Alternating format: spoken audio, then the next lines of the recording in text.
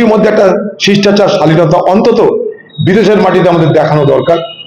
আখেরে বাংলার ভাবমূর্তি নষ্ট হচ্ছে, হাসির খোরাক হচ্ছে বাংলা বিদেশের মাটিতে। 100 থেকে 120 জন লোকের একটা সভা, অর্ধেকের বেশি লোক তো বাংলা থেকে নিয়ে গেছে ম্যানেজ করে, যারা সব সাইকোপ্যাথ তোষামতকারী, তারাই হাততালি দিচ্ছে, তারাই নাচানাচি করছে। কি হচ্ছে কে জানে। বাংলার মুখ্যমন্ত্রী লন্ডনে গেছেন, কি উদ্দেশ্যে সেটা তিনিই জানেন। আমাদের অনেক প্রশ্ন আছে বাংলার মুখ্যমন্ত্রীর কাছে, কারণ সরকারি টাকা খরচ করে তিনি বিদেশে যাচ্ছেন সাঙ্গপাঙ্গ নিয়ে। কেন? উদ্দেশ্য কি?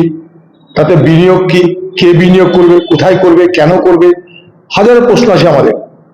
বাংলার মুখ্যমন্ত্রীকে ফিরে এসে বিধানসভায় বা মানুষের কাছে যেন পাবলিক স্টেটমেন্ট দিতে হয়, তার জন্য আমরা বলবো।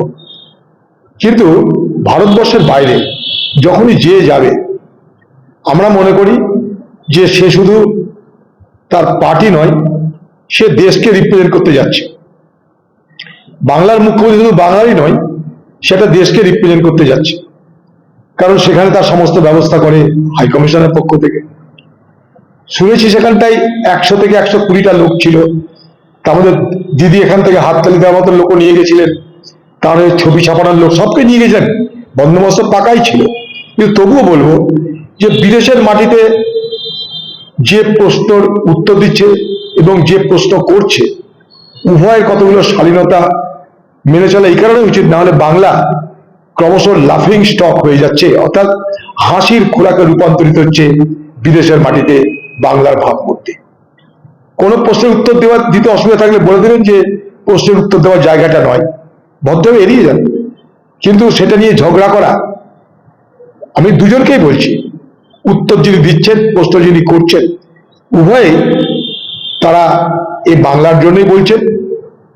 তাই স্বাভাবিকভাবে শিষ্টাচারের সীমা অতিক্রম করে যেন আমরা কিছু না করি, তাহলে আখেরে এই বাংলার ভাবমূর্তি নষ্ট হয়। বাংলাটা শুধু তৃণমূলেরও না, বাংলা বিজেপিরও না, বাংলা সিপিএমেরও না, বাংলা আমাদের সকলের। এই বাংলায় আমরা যারা বাস করি সকলের বাংলা। তাই বাংলার ভাবমূর্তিকে মলিন করা হলে, কলঙ্কিত হলে আমাদের সকলের গায়ে লাগবে। জিডিপি শতাংশে জিডিপি নিম্নগামী, রেভিনিউ শতাংশে জিডিপি নিরিখে নিম্নগামী। মমতা উত্তরে বাম সরকারের সমালোচনা করে, তাদের জন্যই তাদের এই নিম্নগামী অবস্থা। দেখো কার জন্য যাই না, কিন্তু বাম সরকার আমার যে ধার ছিল আজকে তার কয়েক গুণ বেড়ে গেছে। আজকে প্রায় 6 থেকে 7 লক্ষ ধারের বোঝার পরিমাণ। হিসাব সে কথা বলবেন, উনি এগুলো জানেন যে বলবেন, উনি তো বলতে হবে তাই বলবেন। এগুলো বলার কোনো গুরুত্ব তো নেই। আমরা নিজে দেখতে পাচ্ছি আমাদের কি অবস্থা। খাতায় কলমে বলুন না, আপনার রাজ্যের রিপোর্ট বলছে এখানে বিনিয়োগের জন্য যে প্রস্তাব আসে, সেই প্রস্তাবের কম্পিটিশন আপনি 4 নম্বর প্রস্তাবের কম্পিটিশনে। কিন্তু যখন বাস্তবায়ন হয়, সেই বিনিয়োগটা কোথায় নিবেশ হচ্ছে, তখন আপনি 14 নম্বরে।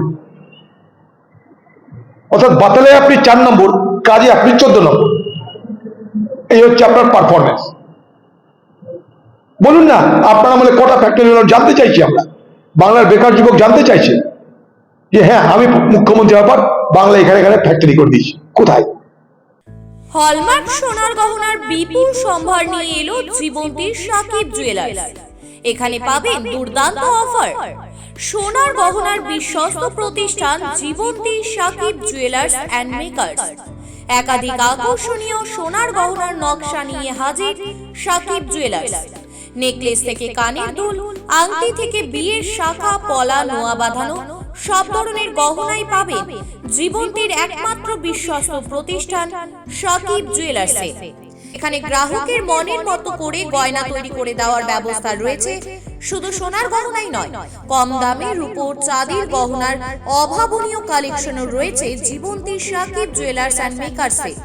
আমাদের ঠিকানা জীবন্তী বাস স্ট্যান্ড, শাহিদ হাজি মার্কেট, কান্দি, মুর্শিদাবাদ।